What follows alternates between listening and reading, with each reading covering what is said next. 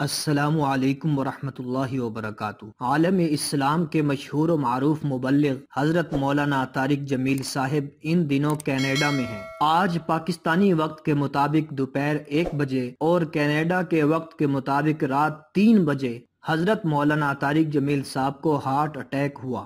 جب دل میں تکلیف ہوئی اور سینے میں درد ہوا تو انہیں ہسپتال منتقل کر دیا گیا۔ حضرت مولانا طارق جمیل صاحب کے صاحبزادے مولانا یوسف جمیل صاحب نے اپنے ویڈیو بیان میں کہا ہے کہ والد محترم کا سارا پروسیجر عافیت سے مکمل ہو گیا ہے اور وہ اس وقت خیر و عافیت سے ہیں اور ہسپتال میں ان کی نگہداشت کی جا رہی ہے۔ مولانا یوسف جمیل صاحب نے کہا ہے، گھر سے دور ہونا پریشانی کا باعث ہے۔ والد صاحب کے لیے آپ سب حضرات سے دعاؤں کی درخواست ہے۔ اللہ پاک حضرت مولانا طارق جمیل صاحب کو صحت و عافیت نصیب فرمائے اور ان کا سایہ ہمارے سروں پر تا دیر قائم و دائم رکھے۔ آمین ثم آمین۔